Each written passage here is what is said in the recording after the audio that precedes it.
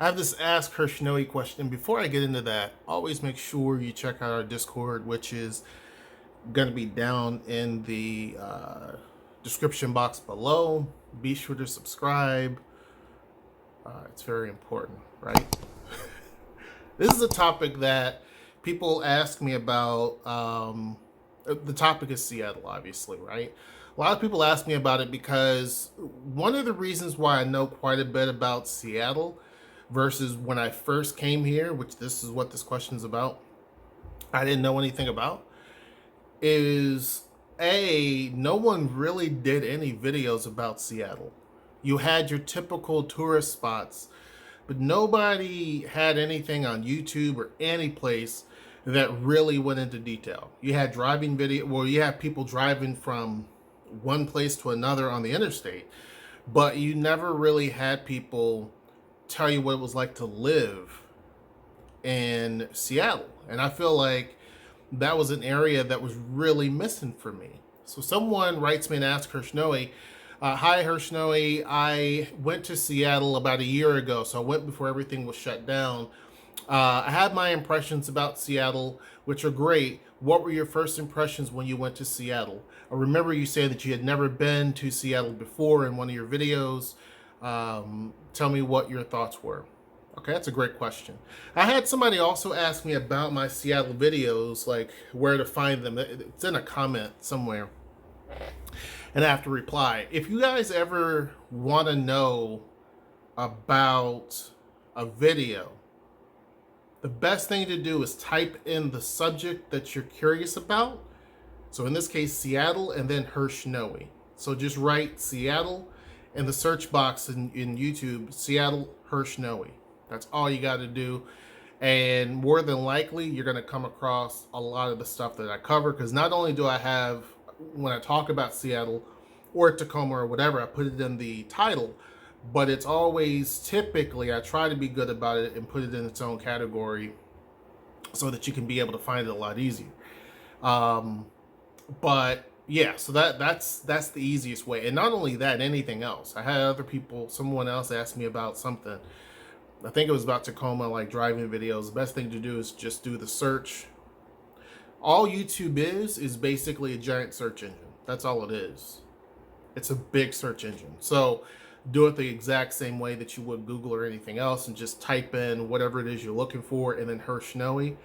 And more than likely, try it a few different times. If nothing comes up, more than likely you're going to get a lot of things that will come up. But anyway, so when I first came here, like I said, Noelle got, for those who don't know, we were living in Albuquerque, New Mexico, actually Rio Rancho, New Mexico.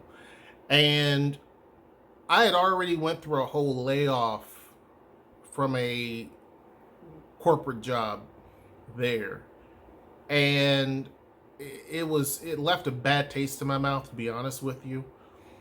And I took time to deal with the kids, stay home with the kids and all that, because, prior to all of this, that's all I ever did. I didn't really get to see Zoe grow up, like the early stages of her life.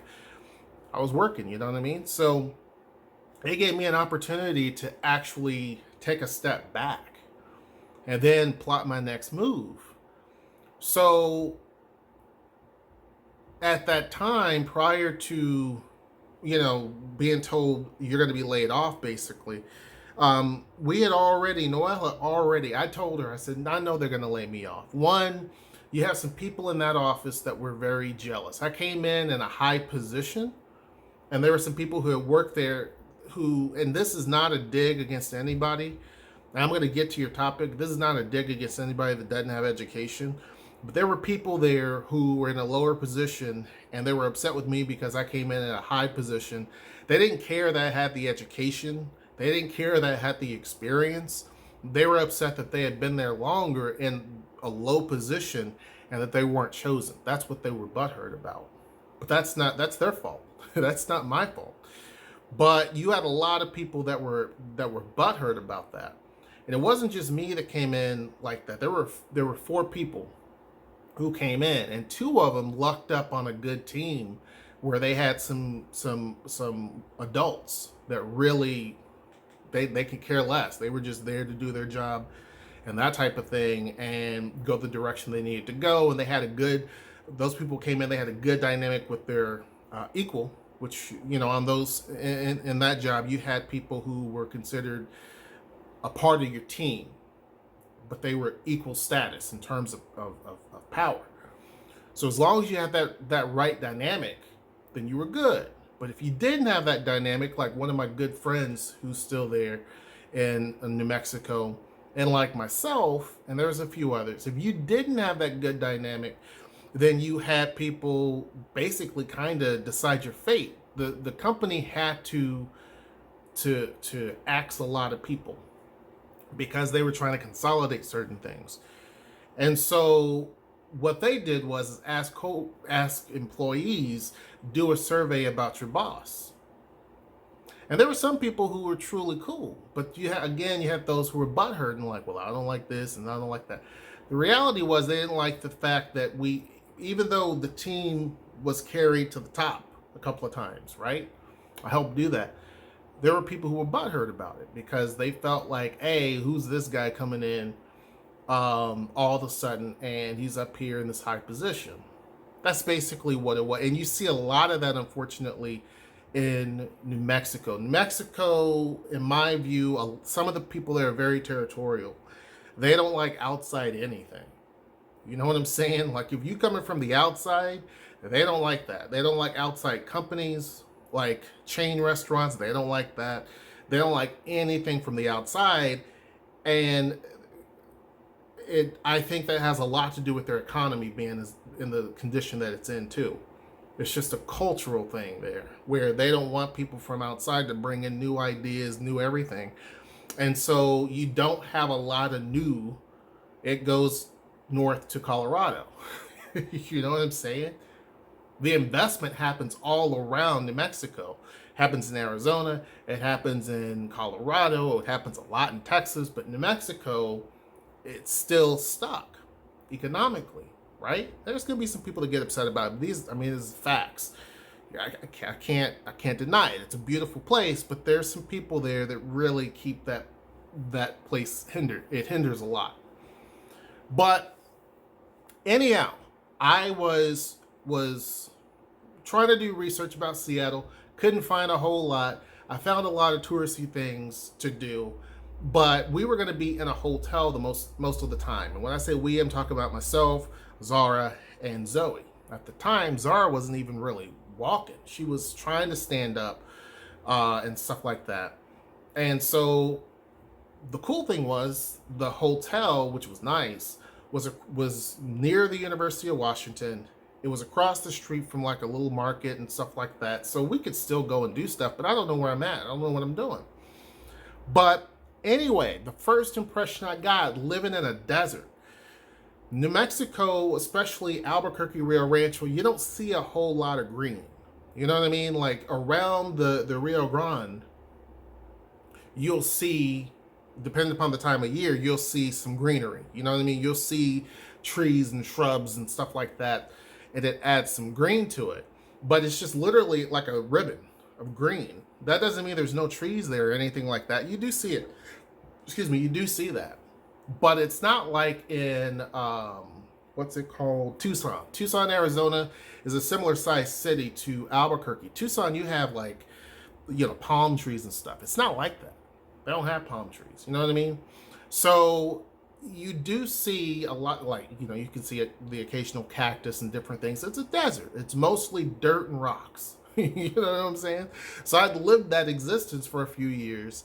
And then going to Seattle, the very first thing I saw was the volcanoes popping up. Right? So the first one you see is Mount St. Helens. You see some of the others, and I forget the name of them, but they're kind of off in the distance. You see Mount St. Helens. That's like, dang, this is serious. Like in the air, I'm seeing Mount St. Helens. You look up on the screen, and you're still a little bit away from Seattle. But you can see the snow on top of the mountain. I had never seen a volcano that big. Now, Albuquerque does have some volcanoes, but they're not like that. You know what I'm saying? Not like that. And the ones in New Mexico, I don't think are active. This is like active and a famous volcano, right? That's the first thing I see. The next one you can see, like, just, they're like big giant anthills is the only way I can describe it, just poking up through the clouds. The next one you see is Mount Rainier. Pilots, like, soon, they're like, we're flying over, Tacoma, soon we'll be in Seattle. Well, you can't see Tacoma because we're still up kind of high. You can't see because of the clouds. We then fly over water. Now, again, I had never ever seen water. Well, I have seen water, obviously, but I hadn't seen water in years at that point of size. Because the Rio Grande is nothing compared to this. All I see is blue. And the plain banks, I see blue, I see some hills, and I see like scattered, like houses built everywhere, but then the clouds cut it out. The plane then banks again, and the clouds open up, and you see downtown Seattle. At that point, I was like done. I said, I'm here. I'm moving. I don't care what UW says to you. I'm moving here. Downtown, and I say it today, downtown Seattle is sick. It's one of the sickest downtowns, in my opinion, in the country. So it breaks. You see downtown, and it's just water everywhere. I was just shocked. After seeing the concrete jungle a little bit, you then notice all of the green. Like, it wasn't just like green, because I'm from, Kentucky, the bluegrass state, right? There's green, it's green and everything like that. But it's broken up a bit because you have different types of trees and different colored leaves and different things like that. This was just straight up green, lush green, green, everywhere. Just dark green. And then you can see a little bit of the forest. You can see a little bit of everything. It was sick. It was sick. So then we go and we land at the airport. Now, we were meeting some of Noelle's friends who had moved from Indiana to Seattle. They had lived here for probably a couple of years and had settled in quite a bit. They've since moved, and I think now they're in Vegas. But they were just, touting Seattle. And all I noticed was the cost. I'm like, it's expensive there. Because again, living, this is something that we told Noelle's brother. Because he was saying when he came here once, he was saying, the costs of houses here are similar to what they are in Indiana. I'm like, no. No. You can get a lot of house in Indiana for $280,000. You can get a lot of house there for that. A lot. It looks good. You ain't gonna get nothing here for $280,000. You ain't, literally nothing. If you do, it's a mobile home. So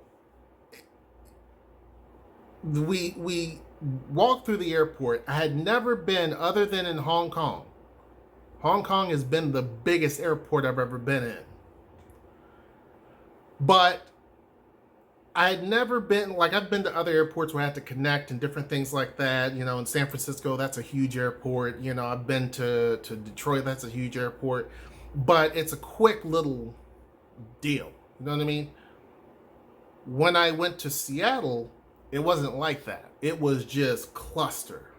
That was the first time I felt cluster. I've landed at different airports, from Midway, O'Hare, all of those, Atlanta. Yeah, they're busy, for sure, but it was just, we were packed in like sardines in the terminal. Just packed in.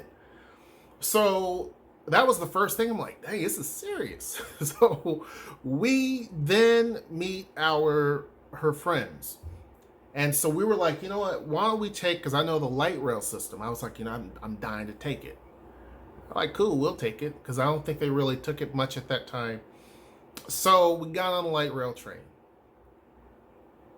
And it pulls up to the airport, and I'm just like, I love trains and stuff like that, right?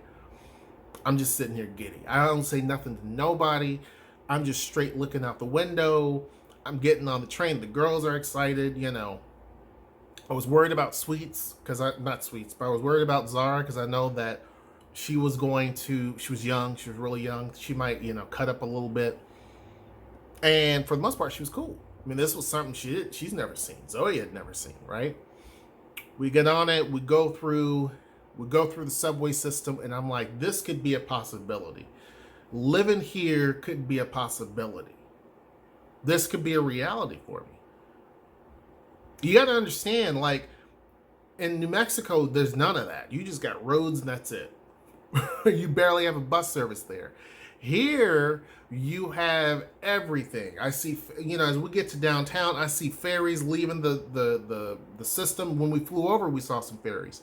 But you see ferries leaving the system.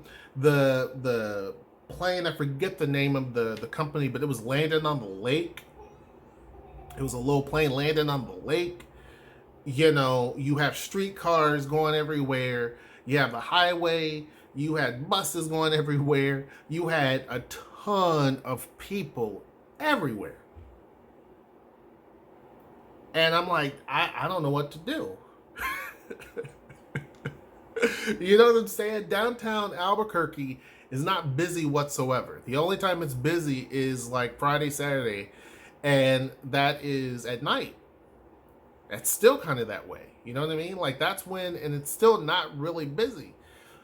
And even though Albuquerque's twice the size of Tacoma, the downtowns look drastically different. Here it looks like a big city compared to Albuquerque.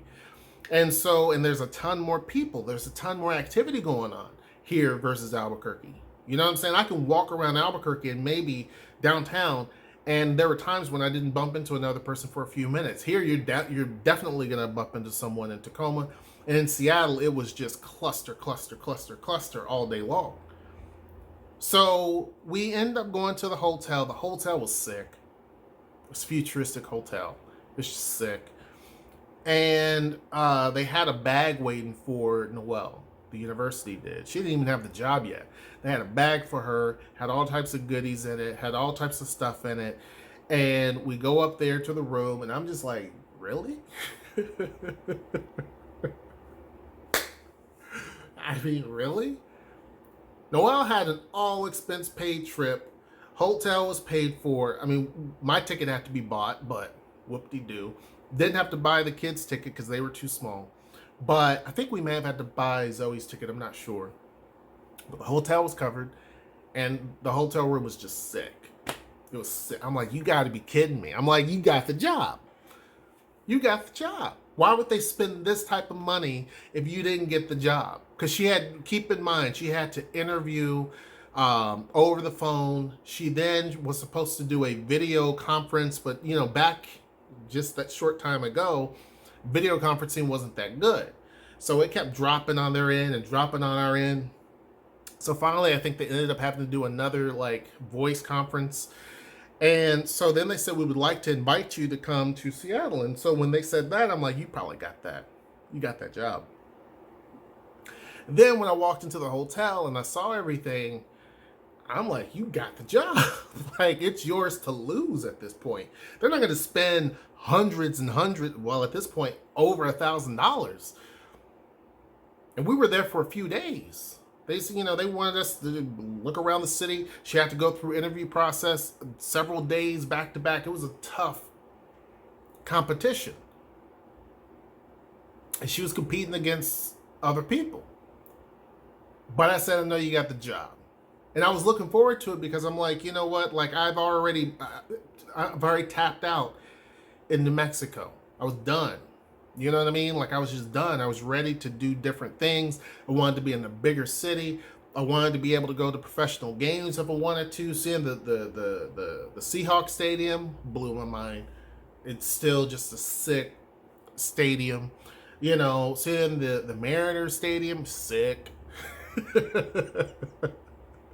You see iconic buildings in downtown Seattle. I'm like, dang. I never thought I would actually see some of this. You know what I mean? I never thought I would get to Seattle.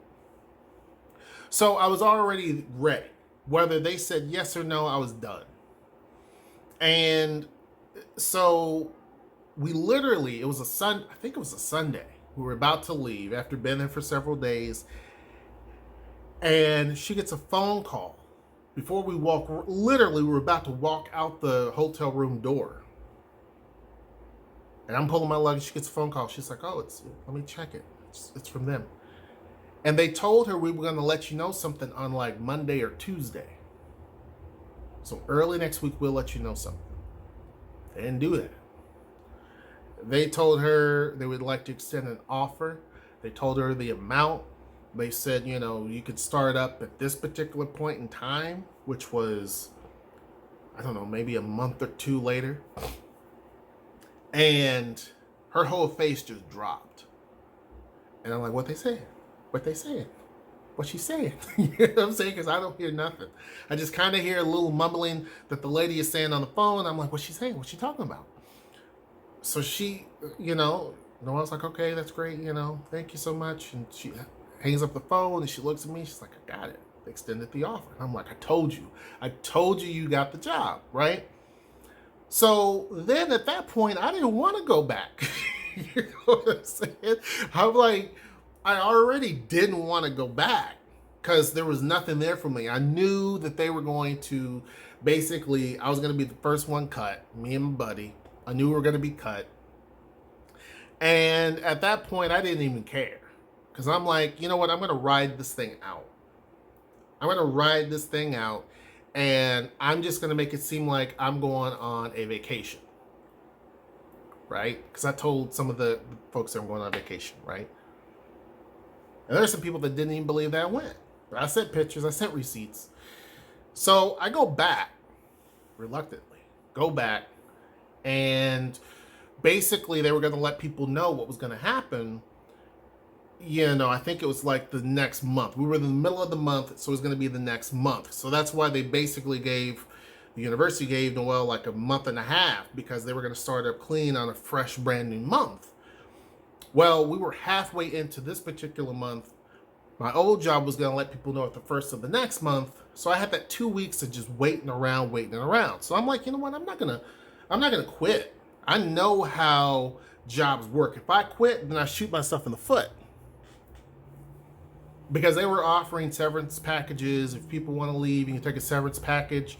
But I'm like, let me see the numbers. Because I know, and this is a tip for people. I'm like, nah, don't panic. Because there's people who panic. But I knew that regardless, I'm going to be unemployed. So it didn't matter to me. So I said, I'm going to wait it out. I don't want no severance package. I'm just gonna wait it out. So meanwhile, I told some of the people who were under me, man, I don't know if I'm gonna still be here or not. I'm not sure. I told one of the people who's my equal, who's on my team, who was really gunning against me. He was a bigot.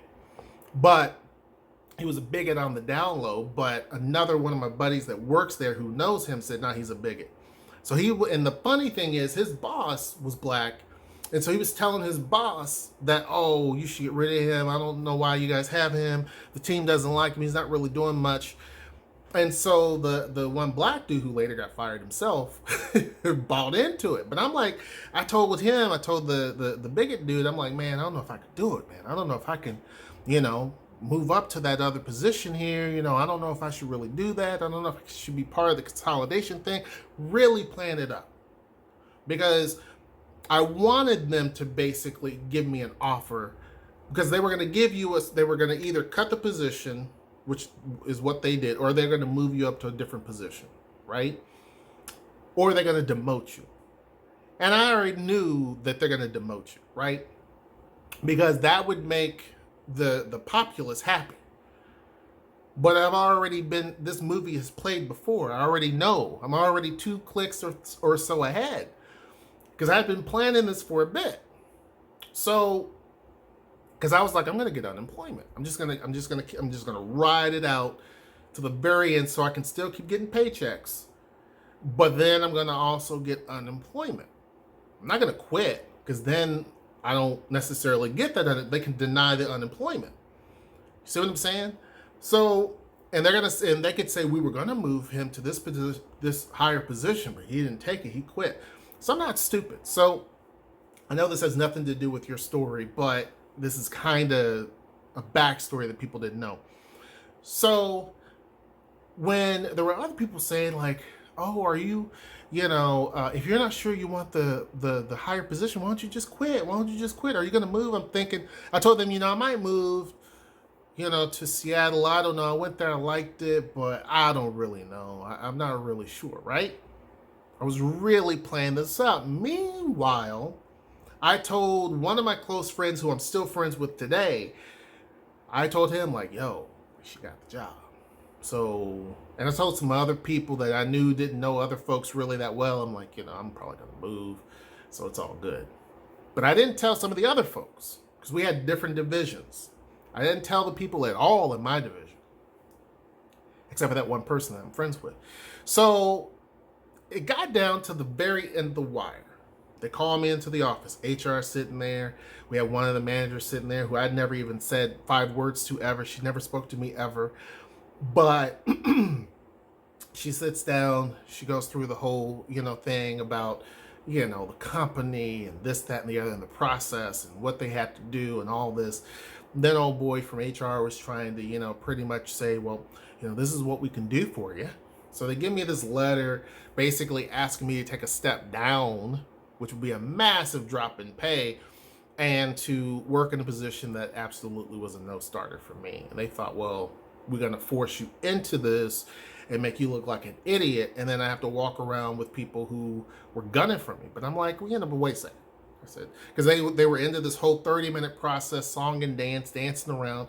I said, wait a second. I cut him off. I said, I understand where you're going, but I said, I don't really care. Let me, because I said, this is going to make a lot of sense. I said, actually, I'm moving. So can I get unemployment? Because if I don't take this demotion, which you're trying to do, basically you're going to have to lay me off. So if I get laid off, and keep in mind too, the company got state incentives to have their employment numbers at a certain height. And I knew they were chopping people. Folks that were in a lower position and in the position I was in, they were chopping too many people. And I knew the population of folks there, and I'm like, So I'm like, and you dealing with a poor state to begin with. So now the state's going to be like, why are they letting people go? And we're having to pay all this unemployment. Because I told some of the people that got laid off, one of the guys they fired a few days before they made, which I knew him. They fired him because of his behavior, but they fired him just in time so that he couldn't do a lot of that. But I said, still go for your unemployment anyway. And I think he did. And he also got severance. So I said, so I get severance. I was being cool, but I'm like, so I get severance. It's going to be this amount. And I'm going to get unemployment. And so the HR guy didn't really want to talk about unemployment. He wanted to talk about taking the lower position or the severance. So I said, okay, let's focus on the severance then. Because this paper right here, I pushed it over to the manager. I'm like, you can take that. I said, because I'm going to be moving to Seattle anyhow, I need to know how much money I'm going to get because I'm going to use that money for my U-Haul. Which was true. I'm not lying. I was trying to see. I already knew how much. I've already done all the calculations for a U-Haul. Noelle was going to drive my car up because she wanted to. I was going to have her fly up, but she's like, nah, I want to drive up. I want to see all the different states that we're going through. So that saved quite a bit because I would have to get a little trailer, put the car up on it and all of that. Deal with all the heavy traffic and the craziness and the tight turns of Utah and all that. So that saved me a bit. I'm like, cool, because you can kind of help guide me. You can do whatever. Cool. So I already knew all I had to pay for was getting the U-Haul, which I don't think I use U-Haul, by the way, but I had to get the rental truck and gas. So I already was trying to calculate gas. I tried to calculate it at a high number. And I knew how much I needed. So when he told me the severance, I'm like, all right, I got that covered. So that's my U-Haul money. I said, that's my rental truck and all that. That's good. Now, what about the unemployment? He didn't want to answer that. So I said, well, I'm going to claim unemployment. I decline your offer, but I will take the severance. And I said, I want to be able to get my stuff. We have a problem with that. He's like, I just don't want you to cause issues. I said, look, trust me. I walked in here for a job. I can walk out without it and get another one. I'm not worried about. I'm not gonna cause a scene for what. Like, so the one guy, the bigot, was like, "Well, what are you gonna do? What are you gonna do?" So I just stay home with the kids for a little bit. Okay, so you're gonna be Mr. Mom. I'm like, yeah, gonna be Mr. Mom for a little bit. Noelle continued working at her little job that she had, which was nice. It was a community college, shoring up additional money. So the paycheck was like a week behind. So it happened, that conversation happened on a Friday, got paid that day, saved that money. I had another check coming to me after I had done quit. Had another check coming to me, which was a fat one, because they had to pay me all my holiday and everything. Give me all my stuff. They had to pay me for that, so it was a fat one. And I immediately that day in the car, I called to see about unemployment. I got home, filled out everything online, submitted it, and by the time I got my, I don't know if it was within 2 weeks or it could have been a month, I got my unemployment check. So it's just boom. Then they had to send me, the company had to, I almost said the name by mistake. The company had to send me another check for something. I forget what it was. And bam, that and the unemployment check at the same time. I was just sitting here clapping. I'm like, thank you, I'll take this. Right? And they sent me my severance. So at that point, I was making more money sitting doing Mr. Mom than I was working there. I got paid like 3-4 times. So I'm like, this is great. Told my one buddy who's still a good friend of mine, I'm like, because he was taking the demotion. He was going to get paid less. He had to sit there and go through a bunch of BS. I'm like, nah, walk with your dignity. Walk with your head up, leave. He was worried because he had a family. I'm like, dude, you'd be cool. You'll find something. But don't sit there and take that BS. So he eventually left. He got unemployment. He ended up getting another job, which was okay. The other dude that got fired, he ended up getting unemployment as well. A little bit later, the state, well, actually, the company calls me because the state did an audit and said, why is there so much unemployment? So the HR guy basically is begging me to talk to the state and give a good report. I didn't care because I'm like, I ain't got no ill will. You paying me, so I would have quit regardless. I just wrote it out. So I answered the state's questions. And the dude that got fired said, how come they didn't call me? He's like, I wish they would have called me because he would have said a bunch of stuff. I'm like, look, it's no hard feelings on my end.